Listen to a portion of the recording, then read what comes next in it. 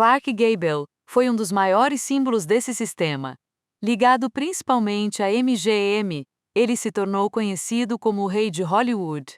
A MGM o transformou em uma figura de masculinidade idealizada, elegante, confiante, carismático e sempre no controle.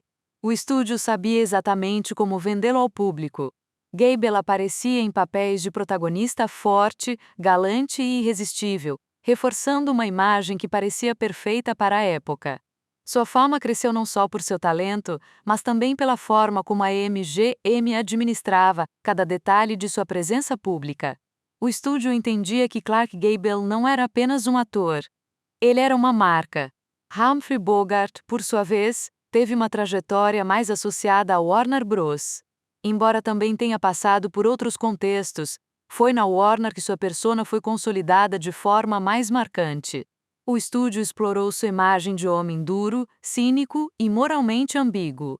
Em vez do galã tradicional, Bogart se tornou o rosto do noir, do suspense e dos personagens que pareciam carregar o peso do mundo nos ombros. A Warner era famosa por apostar em filmes mais urbanos, mais secos e mais diretos, e Bogart encaixou perfeitamente nesse ambiente. Com o tempo, ele deixou de ser apenas contratado e passou a ser um dos grandes rostos do estúdio, símbolo de uma nova forma de heroísmo, menos brilhante, mais humana e mais sombria. Ingrid Bergman representa um caso diferente, mas igualmente importante. Ela ficou fortemente associada a Selznick International Pictures, especialmente no início de sua carreira em Hollywood. Davi U. Selznick a trouxe para os Estados Unidos e ajudou a projetá-la como uma estrela internacional, refinada, intensa e sofisticada. Mais tarde, Bergman também trabalhou com outros estúdios, mas foi esse início que definiu sua imagem no cinema americano. Ela era apresentada como uma atriz de enorme pureza dramática, capaz de transmitir emoção sem exagero. Sua presença em filmes como os grandes melodramas e romances clássicos a ajudou a consolidar a ideia de uma estrela elegante, sensível e inesquecível. Ao mesmo tempo, sua carreira mostra como os estúdios também interferiam na vida pessoal das estrelas. Quando sua vida fora das telas entrou em choque com os padrões morais da época, a reação da indústria foi imediata e severa. Bette Davis talvez seja uma das figuras mais fascinantes dessa história justamente porque simboliza a tensão entre talento e controle. Ela esteve profundamente ligada à Warner Bros., mas sua relação com o estúdio foi marcada por conflitos.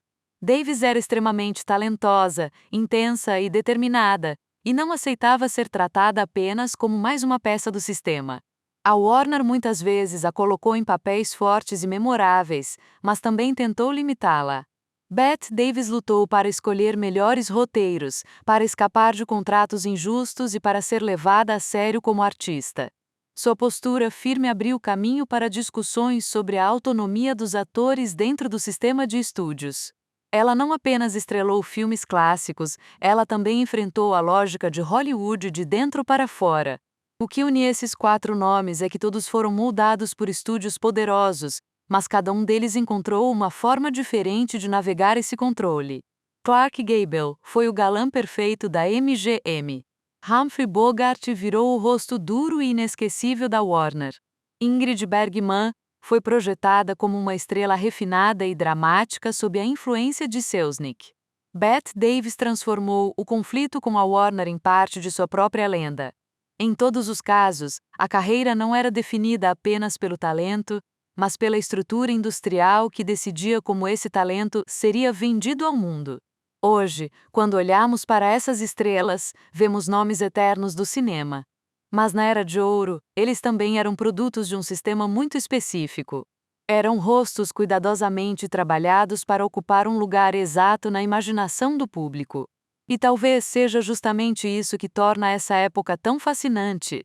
Por trás do glamour, havia disputa, controle, resistência e, em alguns casos, verdadeira luta por autonomia.